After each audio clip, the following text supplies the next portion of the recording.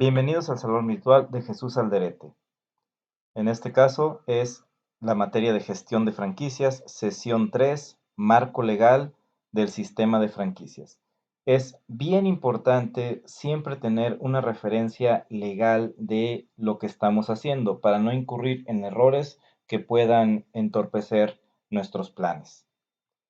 La legislación aplicable a las franquicias en México está basada en todos estos contenidos, en la Ley de Propiedad Industrial, en la Ley Federal de Derechos de Autor, en el Código de Comercio, en la Ley General de Sociedades Mercantiles, en el Código Civil, en la legislación fiscal y en la Ley Federal del Trabajo. Entonces, vamos a empezar a analizar los contenidos que nos pueden referenciar o afectar en el desempeño de nuestros planes para crear nuestra propia franquicia. Hay que señalar que como es un tema legal, pues difícilmente va a ser un tema de mucha diversión, así que hay que poner atención porque es realmente necesario a pesar de la densidad que pueda tener el lenguaje de tipo legal. Así que les pido un esfuerzo de su parte y vamos a empezar. Primero, la Ley de Propiedad Industrial. En su artículo 87 nos dice, los industriales, comerciantes o prestadores de servicios podrán hacer uso de marcas en la industria, en el comercio o en los servicios que presten. Sin embargo, el derecho a su uso exclusivo se obtiene mediante su registro en el instituto. Esta ley la genera el INPI, el Instituto Mexicano de la Propiedad Industrial. Ahí es donde uno tiene que registrar su marca como una propiedad industrial para protegerla del uso indebido por parte de terceros. En esta misma ley, el artículo 136 nos dice, el titular de una marca registrada o en trámite podrá conceder, mediante convenio, licencia de uso a una o más personas con relación a todos o alguno de los productos o servicios a la que aplique dicha marca. La licencia deberá ser inscrita en el instituto para que pueda producir efectos en perjuicio de terceros. ¿Qué quiere decir este artículo? Este es el fundamento para que podamos ceder el uso de la marca a nuestros franquiciantes. El usuario autorizado de una marca no podrá transferir el uso de la misma a otras personas, salvo que el convenio o contrato celebrado con el titular de la misma marca se haya previsto esta posibilidad. ¿Qué quiere decir esto? Que el que adquiere nuestra franquicia no tiene el derecho de ceder nuestra marca a otra persona a menos que así se indique en el contrato. Esto es parecido a un contrato de arrendamiento de un bien inmueble, la renta de un departamento, por ejemplo. Normalmente está prohibido para la persona que renta el departamento de tu propiedad rentarlo a una tercera persona sin tu consentimiento. Esto es una cosa similar. Artículo 142. Existirá franquicia cuando la licencia de uso de una marca se transmitan conocimientos técnicos o se proporcione asistencia técnica para que la persona a quien se le conceda pueda producir o vender bienes o prestar servicios de una manera uniforme y con los métodos operativos, comerciales y administrativos establecidos por el titular de la marca, tendientes a mantener la calidad, prestigio e imagen de los productos o servicios a los que ésta distingue. Este artículo me parece fundamental y afortunadamente muy claro y en términos muy digeribles para poder llevar a cabo una franquicia. Esto es básicamente la definición de una franquicia hecha ley. Reglamento de la Ley de Propiedad Industrial. En este reglamento, el franquiciante se define como el poseedor de un sistema operativo de un negocio exitoso, una marca, nombre comercial, tecnología o conocimientos necesarios para explotación de un producto, prestación de un servicio y un proceso. Y el franquiciatario se entiende como el que adquiere el sistema operativo mediante el pago de regalías y recibe los conocimientos que el franquiciante le confía para dar al negocio franquiciado los estándares de calidad esperados.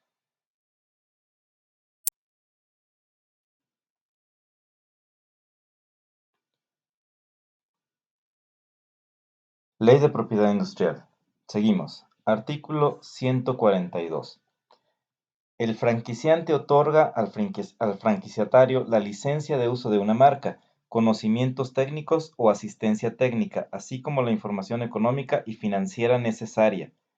Estos elementos constituyen el sistema o formato de negocio exitoso, lo cual permite la operación eficaz y homogénea de todos los negocios franquiciados, la elaboración del producto y o la prestación del servicio.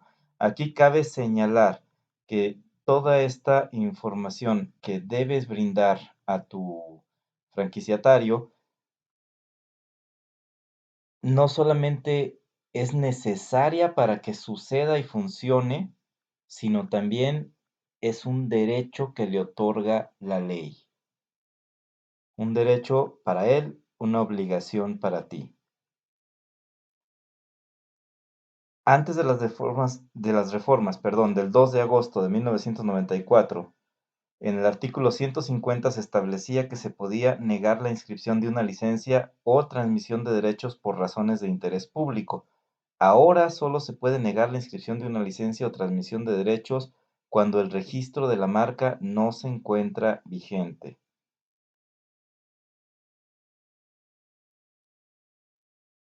Bueno, pasamos a otra institución, a Indautor. ¿Dónde está Indautor? Pertenece a la SEP. Aquí en San Luis podemos encontrar un representante de Indautor en la representación federal de la SEP que está en la B Anaya. Ley Federal de Derechos de Autor. Los manuales se encuentran protegidos por la legislación sobre derechos de autor. Una parte del procedimiento, una vez que se han concretado los manuales, hay que llevar copias a registrar ante el indautor. Es un procedimiento relativamente sencillo, no es muy costoso y tarda aproximadamente de 15 a 30 días para obtener una respuesta. Aún así, el documento ya es válido en el momento en que lo dejas y se te recibe, se te firma de recibido en las oficinas de Indautor. Eso quiere decir que está protegido aún antes de ser aceptado. Posteriormente te ratificarán el que se haya aceptado y está protegido ante esta ley. Se establecen elevadas sanciones económicas para evitar el plagio de los conocimientos otorgados al franquiciatario. Otra institución que tiene que ver con la parte de fundamentación legal de las franquicias, evidentemente tendría que ser la Procuraduría Federal del Consumidor. En ella se maneja un código de comercio, la naturaleza jurídica de las actividades comerciales del franquiciante y del franquiciatario, y el contrato de franquicia se fundamenta en este código, que establece los aspectos más importantes relacionados con la explotación de una franquicia. Por otro lado, también tenemos en la directamente emitido por la Cámara de Diputados la Ley General de Sociedades Mercantiles. La figura jurídica de la sociedad anónima es la que normalmente tiene mayor utilidad en la organización empresarial. Ojo, esto no aplica para emprendimientos. Para emprendimientos existen otras figuras jurídicas que pueden tener mayores ventajas que la sociedad anónima. Simplemente es cuestión de revisar con el contador al que se invite a participar en la franquicia o en el proyecto de franquiciamiento para que recomiende, dada la naturaleza de la sociedad, o sea, de la empresa y tus socios, cuál sería la figura más funcional para tu caso. Es recomendable que el franquiciatario se organice, sin embargo, bajo esta figura jurídica porque es la más común. Repito, esto no necesariamente es lo más adecuado para emprendimientos. Esto es la más común para empresas que ya tienen cierto camino recorrido. También de la Cámara de Diputados se emana el Código Civil. El Código Civil para el Distrito Federal en materia común y para todos los estados en materia federal establece los principios generales de los contratos. Por eso se tiene que revisar este código para fundamentar el contrato de franquicia. Por parte de la Secretaría de Hacienda, también hay legislación de tipo fiscal. La ley del impuesto sobre la renta establece los requisitos que se deben de cumplir para el pago de regalías. Principalmente debemos atender o poner mucho énfasis en el cumplimiento de esta ley por dos razones. Primero, para no tener problemas legales con Hacienda y segundo, para saber cómo utilizar su reglamentación a nuestro favor y poder deducir todo lo que sea posible. En el párrafo segundo, fracción 11ª, artículo 24, podemos leer: se entenderá por asistencia técnica la prestación de servicios profesionales especializados con base en conocimientos o principios científicos, comerciales o técnicos, tendientes a la obtención de beneficios en el sector empresarial o profesional, siempre que dichos servicios estén relacionados con un proceso de producción o que impliquen una asesoría, consulta o supervisión sobre cuestiones no generalmente conocidas, así por especialistas en la materia. Y bueno, ese es el extracto. Tenemos también la Secretaría de Trabajo y Previsión Social. Esta secretaría también tiene una gran importancia, ya que es la que regula y resuelve todos aquellos problemas o situaciones de carácter laboral. Y el instrumento, obviamente, es la Ley Federal del Trabajo.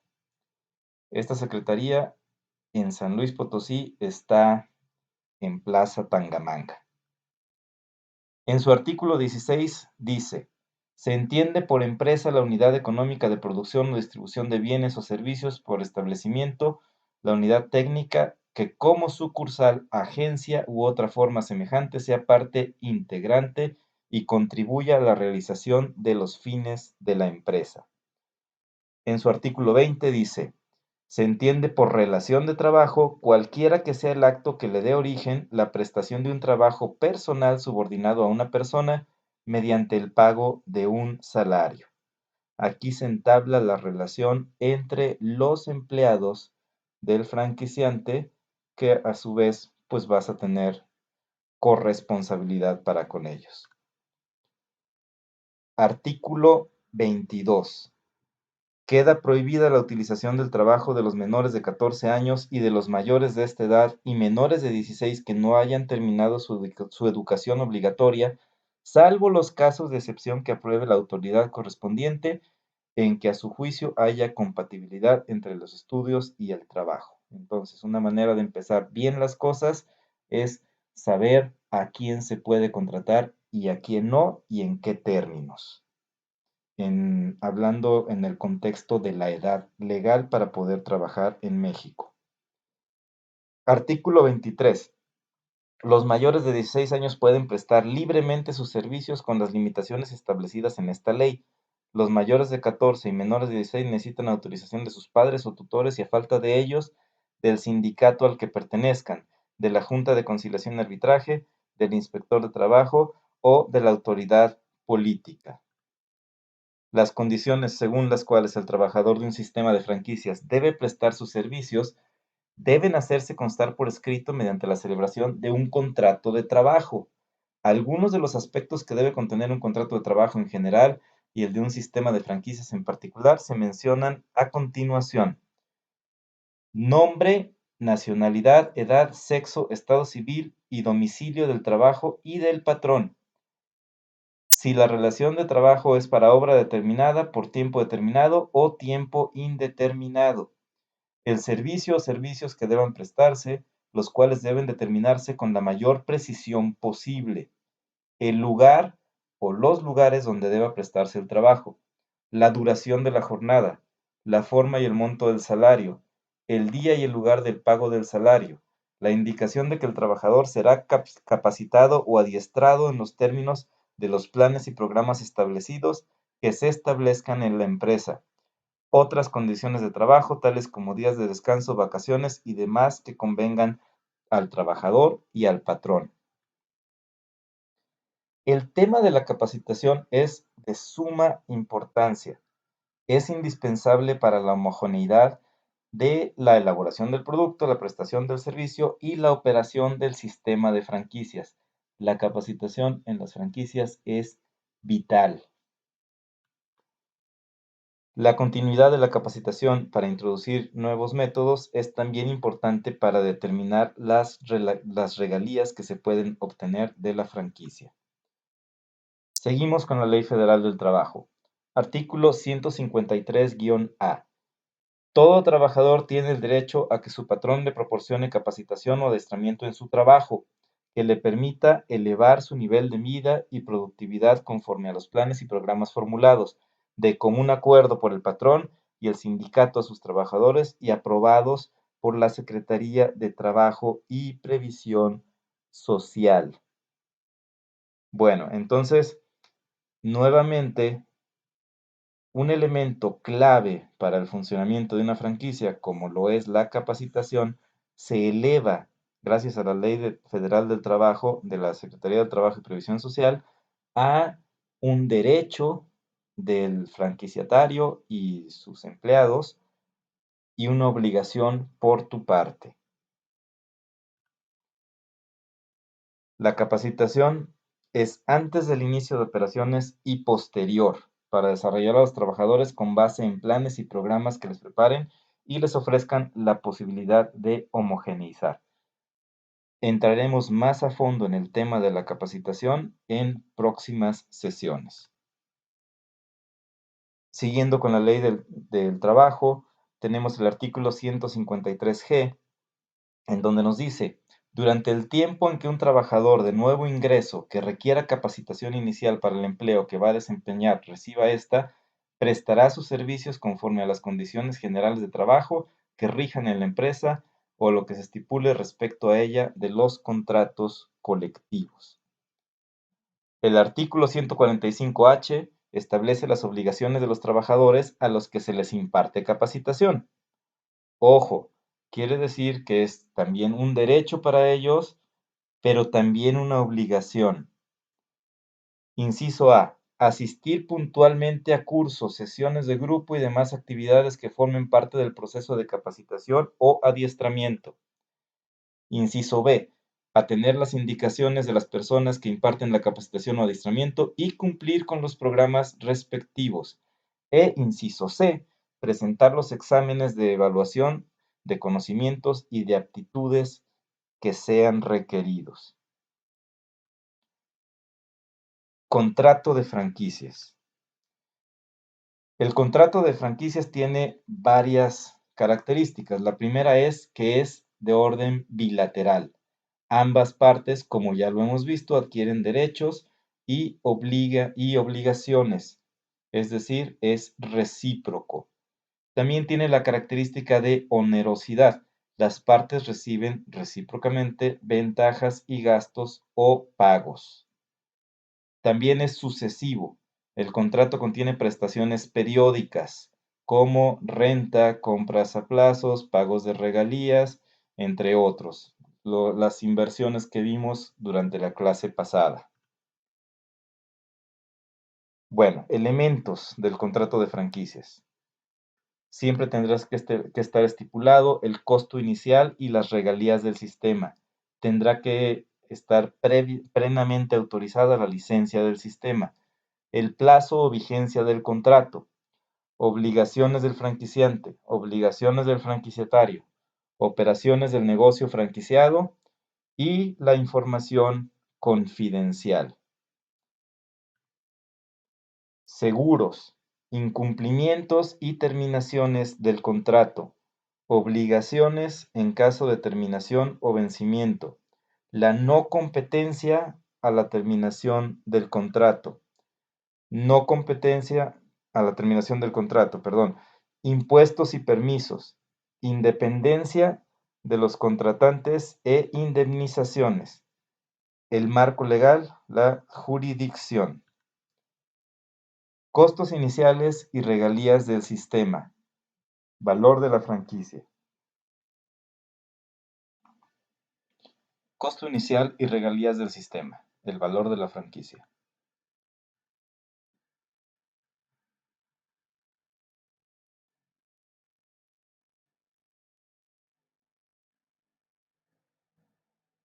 Obligaciones del franquiciante. Número 1. Licencia de uso de la marca y o el nombre comercial. Número 2. Entrenamiento en el uso de la tecnología, elaboración de los productos y o prestación de los servicios. Número 3. Entrenamiento para la operación del negocio. Número 4. Apoyo en el inicio de las operaciones. Número 5. Apoyo en el establecimiento e instalaciones. Número 6. Brindar los manuales de operación. Número 7. Brindar los sistemas financieros requeridos. Número 8. Asistencia en los problemas de localización y elección del punto en el caso de que sea un negocio con raíces físicas. Número 9. Brindar todo el conocimiento de mercadotecnia y publicidad requeridos y empleados. Las obligaciones del franquiciante. Definición de lo que se puede y lo que no se puede negociar o vender.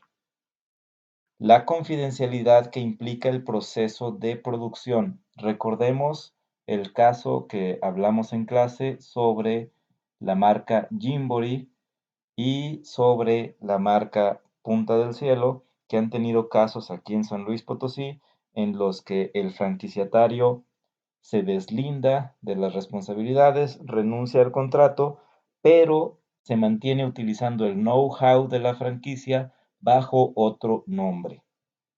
Número 3. Patrones de desempeño que satisfagan la calidad de los productos o prestación. Número 4. Utilización integral del sistema del negocio franquiciado. Número 5. Utilización de la publicidad, propaganda o promoción institucional. Número 6. Utilización de instalaciones y equipo autorizados previamente aprobados. Aquí tengo que ser muy enfático en pos de que el servicio, la experiencia de consumo sea homóloga siempre. Número 7. Pago de las regalías acordadas por el uso de la marca, la tecnología y la metodología de operación del franquiciante.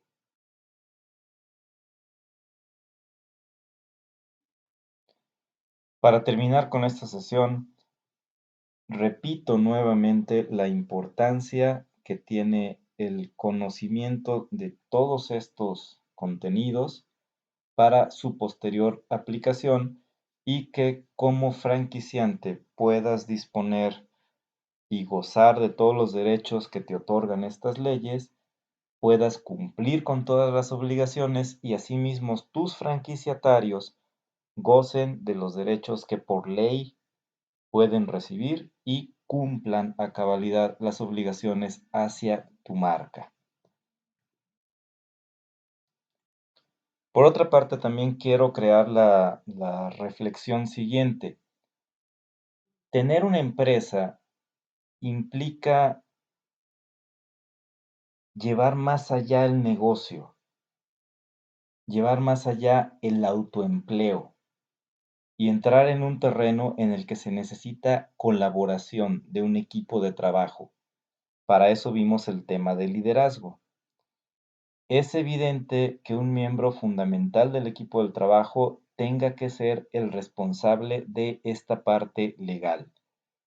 Tú como franquiciante necesitas tener un conocimiento de todo lo que implica el marco legal, pero necesitas tener a alguien que realmente sea experto en esta materia para llevar a buen término todas las situaciones en la construcción del contrato y estar revisando todos los aspectos legales que sean realmente contemplados y llevados a cabo durante todo el proceso y durante todas las actividades para llevar a buen término y a un término productivo a tu franquicia.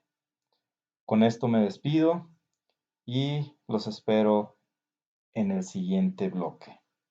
Muchas gracias.